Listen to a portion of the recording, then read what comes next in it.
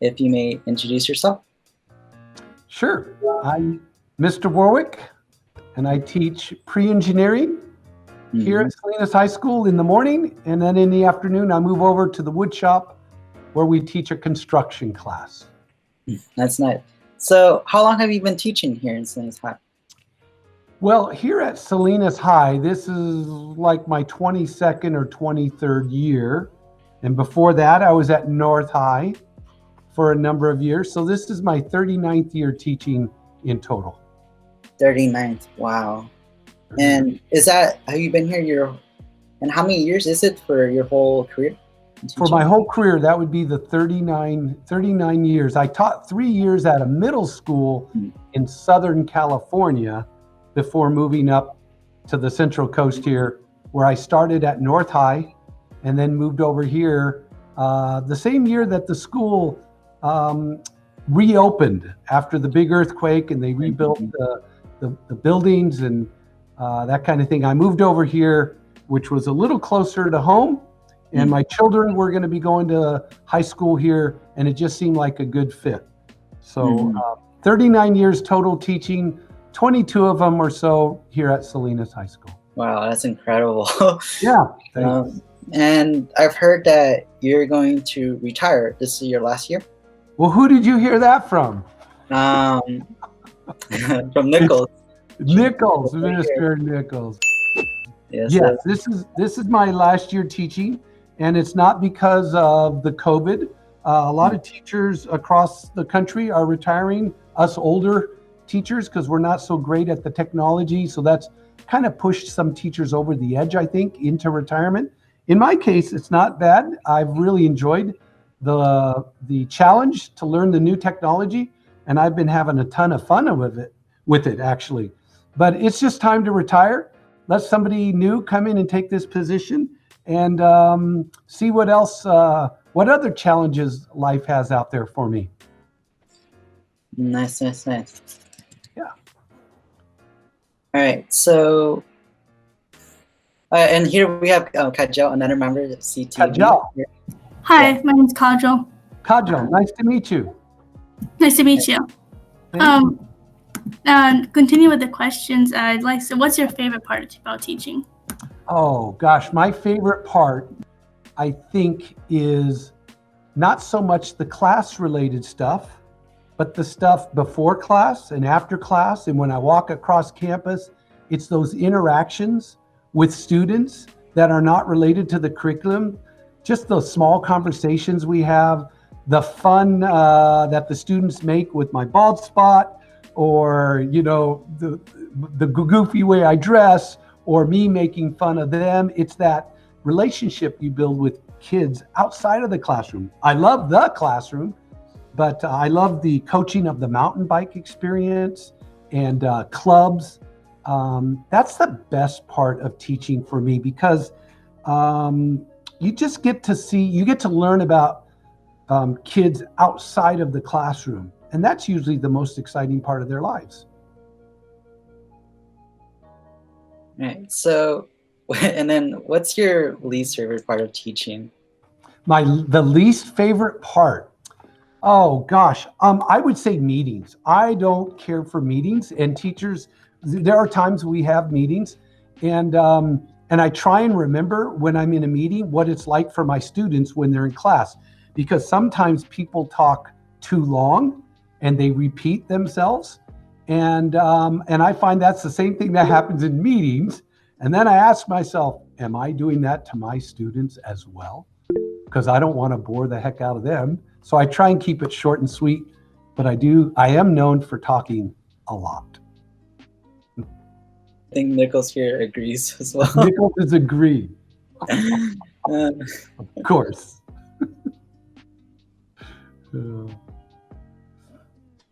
All right, so if you could take the students on a field trip to anywhere in the world, where would you take them?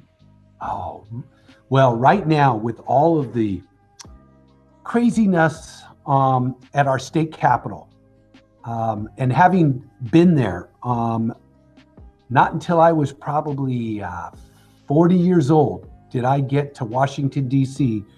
and learn so much more about history and picture where the Capitol was compared to the White House, compared to the Washington Memorial. I think if I could take kids on a field trip, I would take them to Washington, D.C. and go see all these memorials. And while we're there, we could talk about the engineering of these memorials and the construction of these places. So I could mix the curriculum in and get this, get a great trip in, and we do it on bicycles because we could get all around. We could go to the Vietnam Memorial, we could go to the Martin Luther King Memorial, and we could do that within minutes on bicycles. And maybe have, and Nichols would say, do it on an electric bike. Yeah, use e-bikes, you bet.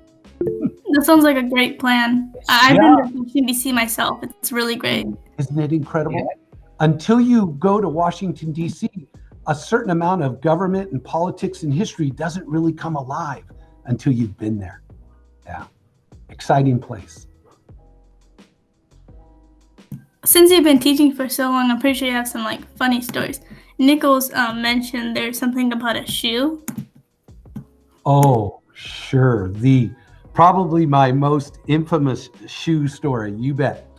So many years ago when I was at North High, back in the early 90s, tagging was a very big deal in our community, right? People would spray paint or use markers. And one day I was in the shop, the wood shop, on a Saturday morning, and I heard the back door rattling a little bit.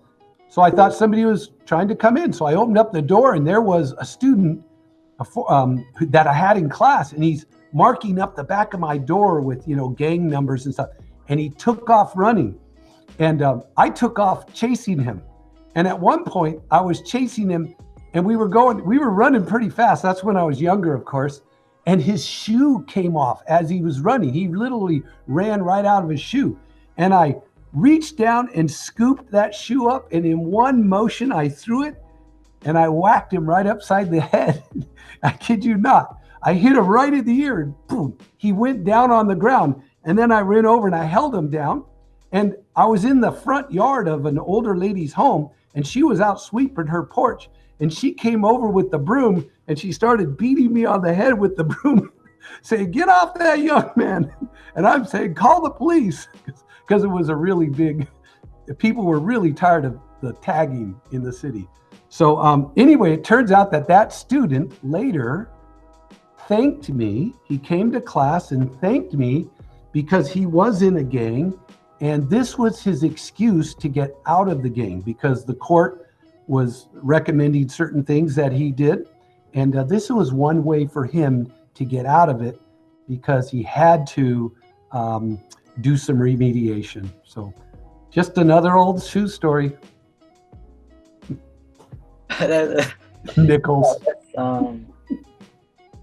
That's interesting. Yeah, thank God he's able to get out the game. Yeah. And hopefully he stayed out of gangs. I still remember his name. I won't share his name with you, of course, but I often wonder what happened to that young man, right? Yeah. Hopefully he's doing good things now. Hopefully. All right. So when, before all this, what would have been like a good day at school when we were in person? Oh, great day if I was here at school. Okay. A great day would have been, I start by running up, maybe checking my mailbox and seeing some other teachers who might be with their coffee in their hand and kind of grumpy, because a lot of us teachers are grumpy in the morning. You ever have any of those? I bet you have, right? And then trying to make them smile. One of the things that I like to do is see if I can change someone's behavior by just doing something or saying something and leave them walking away with a feeling happier than they were before they saw me. And then maybe I come back to class and have a couple students waiting here who want to talk about bicycling or a project they're working on, and then have class come in and say good morning and have a great lesson going on where students are participating and they're busy with their hands, they're making things. In the classes I teach, we're always building and making things, which leads to really incredible projects. And then some projects that don't quite work out, and we have to problem solve, which is really challenging. And then the best part is when the students say goodbye and they say thank you. And when I moved over here to Salinas High School, I started getting a lot of thank yous for teaching, and I wasn't used to that. And that's a really great thing for a teacher to hear a student say, hey, thank you, Mr. Warwick. Have a great day. That was a fun project, whatever. I'll see you tomorrow. That's like a perfect day.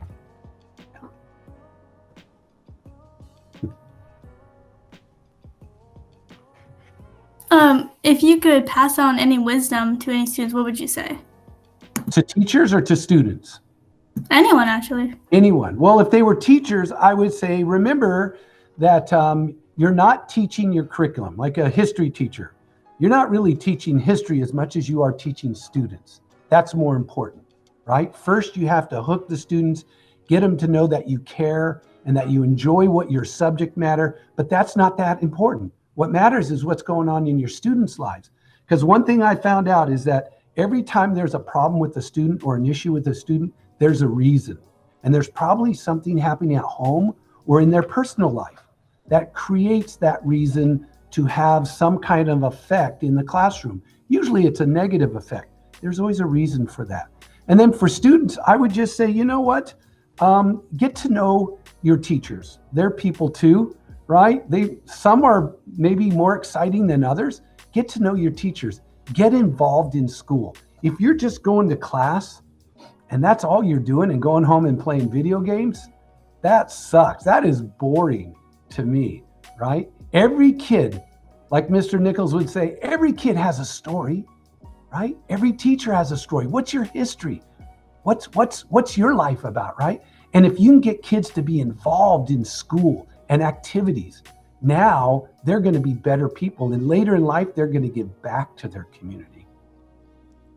Yeah. That's some pretty good advice there, which is why we're doing this interview, just getting to know your teachers. Absolutely. That's what this is all about.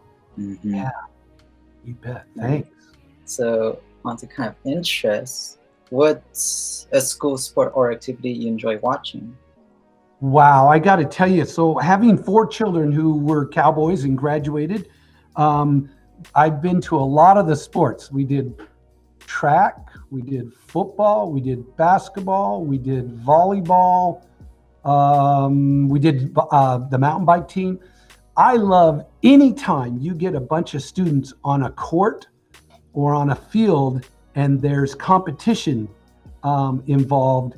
There's going to be some exciting play going on. And I got to tell you, there's probably no better place to watch a football game in all of California than the pit, because you're right next to the coaches and the players. The distance from the field to the people in the stands is only about 8 to 10 feet. And I don't think there's a stadium that is as close to the players. Usually there's a track that runs around the football field. So you're 20, 30 feet back. But boy, you can hear everything that goes on. Some of it's good, some of it's not so good. So watching a football game in the pit, unbelievable. Looks like Mr. Nichols really agrees with you there. Yeah. Plus you get a heck of a tri-tip sandwich. That's a good sandwich there. Yeah. That's tri-tip in town right here at the pit. So finally, what activities are you doing during this quarantine, staying at home? Well, personally, I love gardening and working outside my home. And so I'm always doing that when, by the time I get home. I almost get a bike ride in maybe every other day. So I'm able to do that. Other than that, we've got a dog who always needs to be walked. You come home and your dog's so happy to see you. And you feel like you need to give that a little attention. And that's kind of about it. It's definitely keeping safe and a little distance, but still trying to get together with family whenever it's appropriate and safe.